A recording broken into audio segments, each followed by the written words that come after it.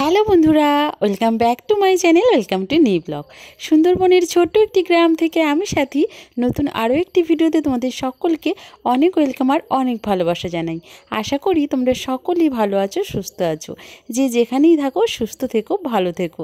তো সে যাই হোক, দেখো সকালের আবারও একটি কর্মব্যস্ততার ব্লগ নিয়ে চলে আসলাম। সকাল মানেই আমার দেখেছো কতগুলো ছানাপানা, চারিদিকে দৌড়াদৌড়ি, ঝালাপালা। সকালবেলাটা এতটা বেশি ব্যস্ততার মধ্যে কাটে কি বলবো। এই যে দেখো, ঘুম থেকে উঠেই না আগে মুরগিগুলোকে আমাকে বের করতেই হবে, কারণ এদের পেয়ে যায় প্রচণ্ড খিদে। কারণ সারা রাত ধরে না খেয়েই থাকে, বুঝতেই পারছো। সারা রাতে তো আর খেতে দেওয়া হয় না, সেই একদম মানে বিকেলের দিকে ওই যে 5টার দিকে খাইয়ে দাইয়ে একদম তুলে দেওয়া হয়। আর তারপরে সারা রাত তো না খেয়েই থাকে। তো ওই জন্য সকালবেলা এত বেশি ঝালাপালা করে আর কিচকিচ করে, ওদের আওয়াজ আর নেওয়া যায় না। সকালবেলা ঘুম থেকে উঠেই দেখো ওই যে মিডিয়াম সাইজের যে মুরগিগুলো, একদম তোমাদের অনেক আগেই দেখিয়েছিলাম ব্লগে, যে ছোট ছিল ওগুলো না মেষ খাবিয়ে খাবিয়ে অনেক বড় হয়ে গেছে মুরগিগুলো। তো ওগুলোকে দেখো বের করে দিলাম ওই দিকটায় জালে, মানে ফেলানো জাল দিয়ে ঘিরে ওদের খাওয়ার জল সব দিয়ে দিলাম। আর এদিকে দেখো আমাদের আর একটা মুরগি ডিম দিয়ে বসানো হয়েছিল, মানে ঘরের ডিম দিয়ে, সেটার থেকে একদম ছোট্ট ছোট্ট ডিম ছানা উঠেছে। তো এই ছানাগুলোকে দেখো এই যে ছোট্ট নেট দিয়ে ঘিরে এখানে রাখা হচ্ছে, আর ওর মা চারিদিকে ঘোরাঘুরি করবে, আর ওদের মানে বাচ্চাদের চারিদিকে ঘোরাঘুরি করবে আর এখানেই থাকবে। আর দেখো ওই ছোট্ট ছোট্ট বাচ্চাদের এই যে চালের যে কণা হয় না, মানে যেটাকে আমরা খুদ বলি, সেই খুদ দিয়ে দিলাম, জল দিয়ে দিলাম, এবার সারাদিন এখানে থাকবে। এইবার এই যে মুরগির ঝামেলা, মোটামুটি দুটো ছোট মুরগির ঝামেলাটা মিটিয়ে নিলাম। এইবারে সংসারের কাজে হাত লাগাবো। সংসারের কাজে হাত লাগানো মানে প্রথমেই ভাবছি যে যেহেতু মুরগিগুলো বের করে দিয়েছি, উঠোনটা আগে ঝাঁটপাট দিয়ে পরিষ্কার করে নিই। আর শাশুড়ি মা আজকে ঘরটা ঝাঁট দিয়ে দিচ্ছে, বলছে যে আমার শরীরটা ভালো না, আমি আজকে অন্য কোনো কাজে হাত লাগাচ্ছি না, আমি ঘরটা আজকে ভালো করে ঝাঁট দিয়ে দিচ্ছি। আচ্ছা আচ্ছা ঠিক আছে।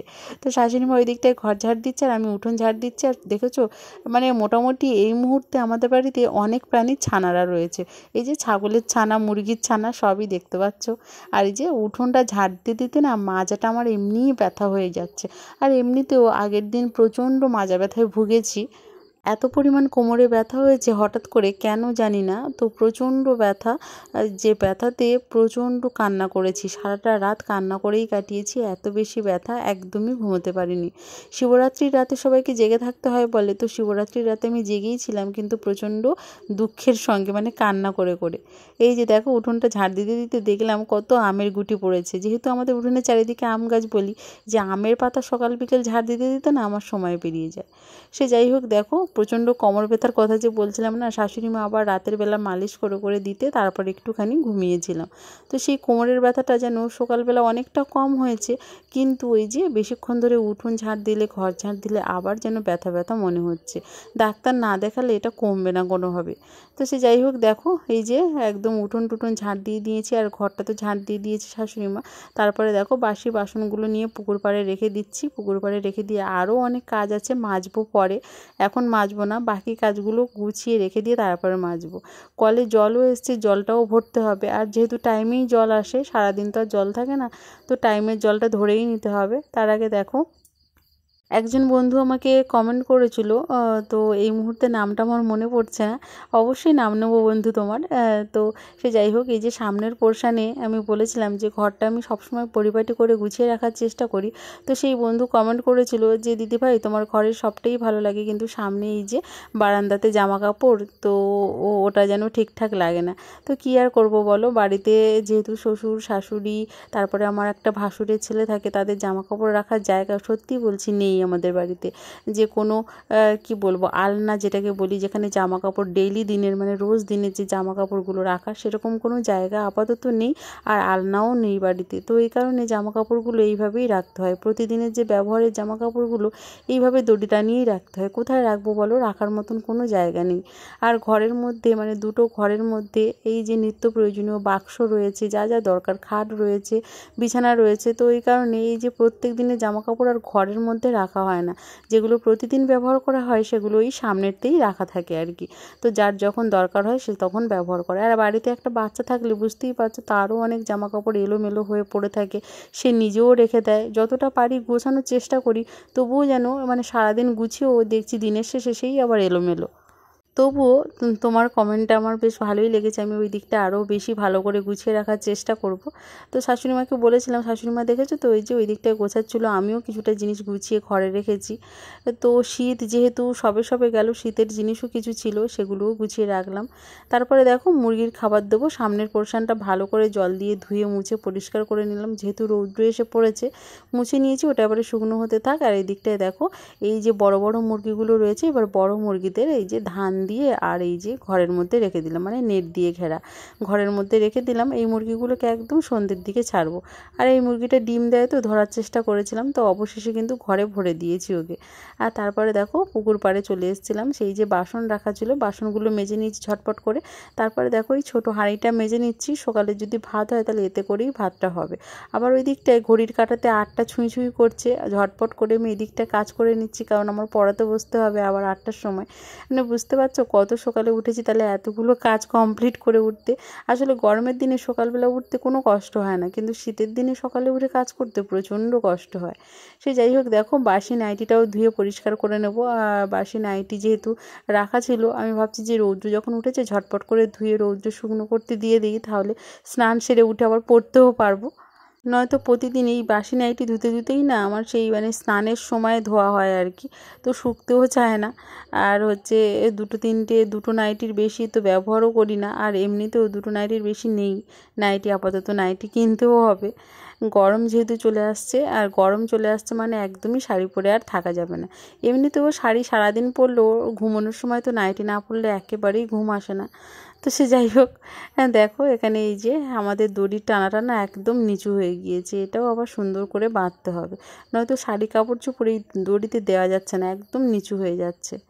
ওই দিকটায় জামা কাপড় রৌদ্র শুকোতে দিয়ে আমি পরিয়ে নিয়েছি 8টা থেকে ওই প্রায় 9:30 পর্যন্ত পরিয়ে কমপ্লিট করে। তারপরেও দেখলাম যে জল আছে, আজকে না অনেকটা সময় জল দিচ্ছে। ব্রাশ করতে করতে কলপাড়ের সমস্ত জিনিস মোটামুটি ভর্তি, তারপরে একটা কলসি খালি ছিল, তো আমি ভাবলাম কলসিটা ধুয়ে ভালো করে জল নিয়ে নিই, রান্নার জলটাও হয়ে যাবে, ভাতের জল ওই যে বালতিতে ভরে নিয়েছি, সব গোছানো কমপ্লিট হয়ে যাবে। তারপরে শাশুড়ি মা আর আমি খাওয়া দাওয়াটা কমপ্লিট করে আবার দুপুরে রান্নায় বসবো। কি আর বলবো, এই যে রান্না খাওয়া করে না সংসারের অর্ধেকটা সময় পেরিয়ে যায়। বাপের বাড়িতে কি বলবো, কখনো কোনো দিন একটা কাজ করে খেতে হয়নি বা একটা কাজ করে খাইনি, কারণ মা সবটাই করতো। তবুও যতটা পারতাম মাকে টুকটাক হেল্প করতাম, যেহেতু পড়াশুনো করতাম, পড়াশুনোর ফাঁকে যতটুকুনি টাইম পেতাম ততটুকুনি করতাম। পড়াশুনো শেষ করে, মানে পড়াশুনোর তো কোনো শেষ নেই, তবুও আমি যতটা পড়াশুনো করেছি মানে সেটা কমপ্লিট করে মায়ের হাতের কাজ কিন্তু প্রচুর করে দিতাম। তাই বলে কখনো মানে গোবর দেওয়ার কাজ বা হ্যাঁ উঠোন লেপা বা ঘর লেপা এগুলো কিন্তু কখনোও করিনি। আচ্ছা, মাটির বাড়িতে বিয়ে হয়েছে বলে সেগুলোও আমাকে করতে হচ্ছে। আসলে পরিস্থিতি সবটাই মেনে নেওয়ার কাছে, মানে আমি সবসময় বলি মেনে নিতে নিতে না এখন আর কিছুই মনে হয় না। এই যে দেখো উনুনের ধারে এখানে জ্বালানি রয়েছে, আর এখানে দেখো রান্নার জলটাও আমি রেখে দিলাম। তারপরে দেখো এই দিকটায় চলে আসলাম, ওই যে বললাম সকালের খাওয়া দাওয়াটা সেরে নেবো। সকালের খাওয়া দাওয়া বলতে আজকে এমনিতেও ভাত টাত এমনিই খেতে কোনো ইচ্ছে নেই, আর তার উপরে রান্নাও করা হয়নি। সকালে হাঁড়িটা মেজেছিলাম, কিন্তু সময়ের অভাবে ভাত আর করা হয়নি। আর বললামই শাশুড়ি মায়ের শরীরটাও একেবারেই ভালো না, উনিও করতে পারেনি। তো সে যাই হোক, দেখো এখানে চানাচুর মুড়ি একটুখানি তেল মিশিয়ে খেয়ে নিচ্ছি আমি, আর শাশুড়ি মা মুড়িটা জলে ভিজিয়ে খাচ্ছে। অল্প দুটো ভাত ছিল, সেটা ওই যে আমার ভাসুরের ছেলে যে থাকে ও খেয়ে নিয়েছে, যেহেতু ও স্কুলে যাবে। দেখো ওই যে পড়িয়েছিলাম না আমি, বইপত্রগুলোও তোলা হয়নি, ওইভাবেই পড়ে আছে। মানে ওই যে জল ধরবো তাড়াহুড়ো করতে করতে না, যে জল তো চলেই যাবে, তো ওই কারণে ঝটপট করে ওইদিকে করতে করতে এদিকে বইগুলো তোলা হয়নি। সে যাই হোক, দেখো দুজনে মিলে বসে গিয়েছি, খাওয়া দাওয়া করছে। আমার শাশুড়ি মাকে দেখেছো, দেখলেই মনে হচ্ছে একটু অসুস্থ অসুস্থ, মানে ভালোই রকম অসুস্থ। সারাদিন এখানে শুয়েছিল জানো তো, ওই সামনের পোর্শনটায় সারাদিন শুয়েছিল। আর শরীর ভালো না থাকলে দেখবে কোনো কাজও ভালো লাগে না, আর কথা বলতেও ভালো লাগে না, তাই হয়েছে ওনার। তবুও আমি ওনার সাথে কথা বলছি, একটুখানি হাসানোর চেষ্টা করছি। আসলে কি বলতো, সব রোগের গোড়া হচ্ছে মন খারাপ। মন খারাপ থাকলে না রোগ যেন আরও বেশি করে চেপে ধরে, আর মন ভালো থাকলে যতই রোগ হোক দেখবে ভালো হয়ে যায়। তাই দেখো এখানে হাসি গল্প সমস্ত কিছুই কিন্তু চলে আমাদের মধ্যে। আবার আমাদের মধ্যে যে রাগারাগি হয় না তা কিন্তু নয়, রাগারাগিও কিন্তু হয়। সম্পর্কের মধ্যে ভালো মন্দ না থাকলে সেই সম্পর্ক মানে ঠিকঠাক জায়গায় বা বেশি দিন মানে কি বলবো টেকসই হয় না। সম্পর্কের মধ্যে শুধু হাসি আনন্দ খুশি থাকবে তা কি হয় বলো? সম্পর্কের মধ্যে খুনসুটি রাগ অভিমান মন কষাকষি এগুলো তো থাকবেই। আর শাশুড়ি বৌমার মধ্যে রাগ হিংসা এটা তো কমন ব্যাপার, এটা কোনো নতুন কথা নয়। তবুও যতটা পারি দুজনে ভালো থাকার চেষ্টা করি, দুজনে দুজনকে বুঝি। তো রাগ হলেও কেউ কারোর উপরে অভিমান করে কথা না বলে থাকি না। আমি তো বিশেষ করে পারিই না কথা না বলে থাকতে। এমনিতেও তোমরা জানো আমার ব্লগ যারা কন্টিনিউ দেখো যে দিদিভাই কত বক বক করে, তো এমনিতেও আমি একটু বেশি কথা বলি। কথা না বলে আমি আবার খুব বেশিক্ষণ থাকতে পারি না। তোমাদের দাদাভাইয়ের সঙ্গেও যদি আমার রাগ হয় আমি একদমই বেশিক্ষণ থাকতে পারি না। ওই যে 2-4 ঘন্টা থাকার পরে আমার যেন মনে হয় যে কখন কথা বলবো কখন কথা বলবো। আর যদি দূরে থাকে, যদি ফোনেও রাগারাগি হয়, তো মনে হয় যে কখন ফোন করবে কখন ফোন করবে এরকম মনে হয়। তাই বলে আমি নিজে ফোন করব না। তো সে যাই হোক, এটা চলে বলো মেয়েদের মধ্যে। অভিমান মানে রাগের থেকে অভিমানের মাত্রা বেড়ে গেলে এমনটাই হয়। সে যাই হোক, দেখো এই যে পুকুর থেকে না জাল ফেলে আমি মাছ ধরে নিয়েছিলাম, সেটা আর তোমাদের সাথে দেখানো হয়নি। ভেবেছিলাম হয়তো মাছ পড়বে না, তবুও ঘাটের পাশে ভাত দিয়ে কিছুক্ষণ পরে জাল ফেলেছি, দুটো সিলভার কাপ মাছ পেয়েছি। তো এই দুটো মাছ আর হচ্ছে আগের দিন শ্বশুরমশাই মাছ ধরেছিল, তেলাপিয়া মাছ দুটো রয়েছে, একটা কই মাছ, একটু মৌটি মাছ, সেগুলো দিয়ে দেখো কচু দিয়ে রান্না করব। আর যে সিলভার কাপ মাছ পেয়েছি ওটা টমেটো আলু দিয়ে করব। দুটো তরকারি করে নিই এই কারণে, রাতের বেলা না রান্নার ধারে আমার একদমই আসতে ভালো লাগে না। সারাদিনে শুধু রান্না রান্না রান্না, এই রান্নার ধারে মানে রান্না করে করে রান্নার ধারে আসতে একদমই ভালো লাগে না। ওই জন্য যতটা পারি গুছিয়ে জোগাড় যন্ত্র করে, একটুখানি লেট হয় হোক, তবুও মানে রাতের রান্নাটা আমি দুপুরেই করে নিই। দেখো এখানে সব মাছ ভেজে রাখা আছে, কিছুটা মাছ এই যে কচুর ঝোলে দেবো, আর কিছুটা এই যে টমেটো আলু কেটেছি এর মধ্যেও দেবো। আর এরকম হালকা হালকা গরমের দিনে টমেটো আলুর টক খেতে কিন্তু বেশ ভালোই লাগে, আমার তো ভালোই লাগে, খুব সুন্দর লাগে খেতে। আর এমনিতেও দেখবে ফাল্গুন মাসে যেহেতু একটুখানি এই সময় মানুষের রোগ অসুখ বিসুখ বেশি হয়, সে কারণেই যত বেশি টমেটো সজনে মানে সজনে ডাঁটা এগুলো যত খাওয়া যায় ততই নাকি ভালো। সজনে ফুল, তো সজনে ফুল তো খেয়েছি, কয়েকবার খাওয়া হয়েছে, সজনে ডাঁটাটা এখনও খাওয়া হয়নি। যেহেতু আমার শ্বশুরবাড়িতে সজনে গাছ রয়েছে, ডাঁটা হয়েছে তবে খুব সরু সরু, তো এই কারণে এখনও সজনে ডাঁটাটা খাওয়া হয়নি। আর এখন তো মার্কেটে প্রচুর দাম সজনে ডাঁটার, মানে কিনে খাওয়ার মতনও পরিস্থিতি নেই এরকম। তো সে যাই হোক, সজনের ফুল খাওয়া হয়েছে, আর টমেটোটা রোজ দিনই খাওয়া হচ্ছে। এমনিতেও মার্কেট থেকে আনা হচ্ছে, আর তার উপরে আমাদের গাছেও হয়েছে টমেটো। পরের ব্লগে অবশ্যই দেখাবো আমাদের টমেটো গাছগুলোতে টমেটো পেকে লাল হয়ে গিয়েছে। খুব বেশি গাছ নেই, 2-4টে গাছ, তবুও যেন টমেটো খেয়ে শেষই হচ্ছে না। দেখো কচুটা ভালো করে নেড়ে চেড়ে কষিয়ে আমি জল দিয়ে নিয়েছি, ওইদিকে তরকারিটা ফুটছে, আর এদিকটা দেখো ভাতও কমপ্লিট হয়ে গিয়েছে। দুবেলার ভাত যেহেতু একটু বেশি ভাত, একদম হাঁড়ি ভর্তি ভাত, ভাতের ফ্যানটা দেখো এখানে গেলে নিচ্ছি। মোটামুটি রান্না করতে বসলে না যদি পাতা জালে রান্না করি তাহলে খুব সমস্যা হয়ে যায়, এইদিকে একটা কাজ করতে গেলে ওইদিকে দেখো উনুন নিভে যায়, খুব সমস্যায় পড়ে যাই আর কি।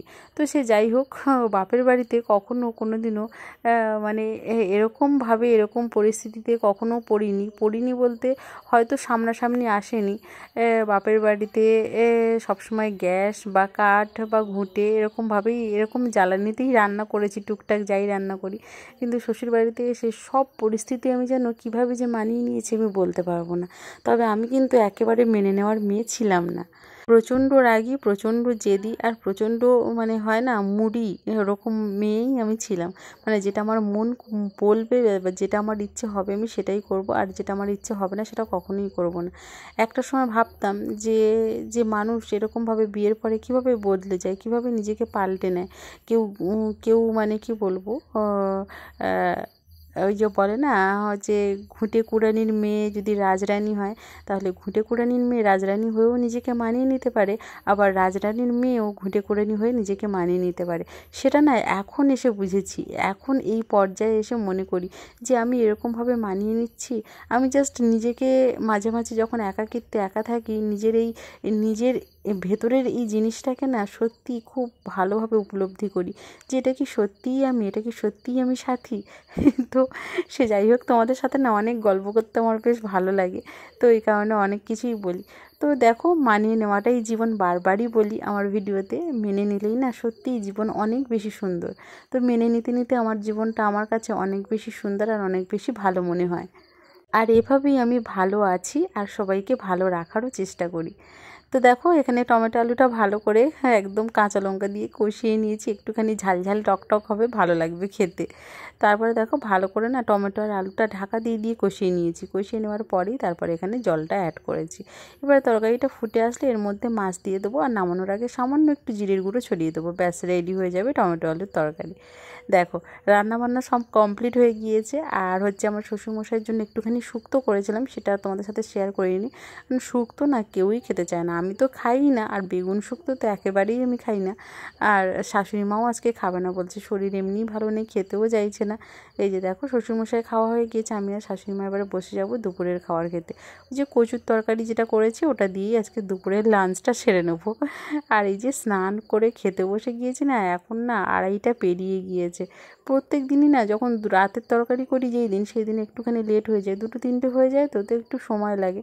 কী আর করবো, দেখো রান্নাঘরে সমস্ত কিছু রান্নাবান্না করে গুছিয়ে শ্বশুরমশাইকে ভাত দিয়ে এই জায়গাটা পুরো ঝাঁটপাট দিয়ে পরিষ্কার করে আমি গিয়েছিলাম স্নান সেরে এসে বেশি না মিনিট 5 মনে একটুখানি শুয়েছিলাম। ওই যে একটুখানি না এতক্ষণ বসে বসে রান্না করেছি, পুরো মাজাটাও লেগে গিয়েছিলো, একটুখানি শুয়ে নিয়েছিলাম। শাশুড়ি মা বললো, বৌমা আসো খেয়ে নেই দুজনে, তো চলো খেয়েই নেই। মাছ দিয়ে পুরো ঝোল কচুর তরকারি দিয়ে আজকে খেয়ে নেবো। আর যে কোনো দেখবে ল্যালেলে জিনিস যেমন কচু পুঁইশা এগুলো দিয়ে না খেতে, আর ওই যে ঢ্যাঁড়স এগুলো দিয়ে খেতে একদমই সময় লাগে না, ঝটপট খাওয়া হয়ে যায়। দুজনে মিলে বসে দেখো খাচ্ছি, আর নানা রকম গল্প চলছে আমাদের মধ্যে। সবসময়ই গল্প হয়, বিভিন্ন গল্প হয়, আর তার মধ্যে তো হাসি রয়েছে। আমার শাশুড়ি মা আবার একটু বেশি হাসে, মানে আমার থেকেও বেশি হাসে, তো ওনার হাসি থেকে আমিও হেসে ফেলি, মানে সারাক্ষণ এরকমই চলে। আবার যখন রাগ হয় উনিও কথা বলে না, আমিও কথা বলি না, এরকম হচ্ছে ব্যাপার। তারপরে কিছুক্ষণ পরে 2-1 ঘন্টা পরে সব কিছু নর্মাল হয়ে যায় আমাদের মধ্যে। তো তোমাদের কাদের মধ্যে শাশুড়ি বৌমার মধ্যে এরকম মিষ্টি সম্পর্ক আছে অবশ্যই কমেন্ট করো। আমাদের সত্যি বলছি, আমি কোনো তোমাদের সাথে যে ভিডিও শেয়ার করি বলে কোনো গল্প কথা বলছি তা কিন্তু নয়, এরকমই মিষ্টি সম্পর্ক কিন্তু আমাদের মধ্যে। তো সে যাই হোক, দেখো এখানে চলে আসলাম খাওয়া দাওয়া শেষ করে, এই জায়গাটা একটুখানি ভালো করে গোবর দিয়ে নিচ্ছি। এমনিতেও রান্না করেছিলাম, রান্নার পরে ঝাটপাট দিয়ে নিয়েছিলাম, গোবর আর দিইনি, তো এই কারণে খাওয়ার পরে এই জায়গাটা একটুখানি ভালো করে মুছে নিই। তো দেখো, এই যে গোবর দেওয়ার কাজটা না আগে আমি মানে কখনোই করিনি, কোনো দিনও করিনি। বিয়ের পর প্রথম খুব সমস্যা হয়েছিল একবার, কারণ শাশুড়ি মা কিছুদিনের জন্য বাড়িতে ছিলেন না, তো সেই সময় উনুনে রান্না করে, ওই কালি উনুনে আবার তো পরের দিন রান্না করা যায় না না। প্রথম না আমি যে কেমনভাবে গোবর দিতাম তোমরা না দেখলেই বিশ্বাস করবে না, শুধু জল দিয়ে ভালো করে গোবর দিয়ে নিতাম, তখন মাটিতে হাতই দিতাম না। বন্ধুরা, তো দুপুর তো অনেকক্ষণ হয়ে গিয়েছে, আর দুপুর গড়িয়েও গিয়েছে। এখন ঘড়িতে হয়ে গিয়েছে 3:15, মানে 3:15 সময় ফাইনালি আমি রেস্ট পেলাম। এতক্ষণ তোমরা ব্লগটা দেখলে যে কতটা বেশি কাজ, সকাল থেকে না প্রচুর কাজ থাকে আমাদের বাড়িতে। এই যে হাঁস মুরগি খেতে দেওয়া থেকে শুরু করে তাদের বের করানো, তাদের জল দেওয়া, আবার দুপুরের টাইমে খেতে দেওয়া, তারপরে আবার রান্না বান্না কাটাকুটি সবটাই দেখলে। তার মাঝখানে একটা জিনিস তোমাদেরকে দেখাইনি, সেটা হচ্ছে পুকুর থেকে জাল ফেলে, যেটা বললামই আমি তোমাদেরকে, মাছটাও আমি ধরেছি, ধরে কেটে কুটে ধুয়ে বেছে রান্না করতে কতটা বেশি সময় লাগে। আর শাশুড়ি মার শরীরটাও একদমই ভালো নেই আজকে বিশেষ করে, তো ওই জন্য শুয়েছিল, নয়তো সবজি মাছ এগুলো শাশুড়ি মা কেটেও দেয়, গুছিয়েও দেয়, কিন্তু একদমই আজকে সময় পাইনি।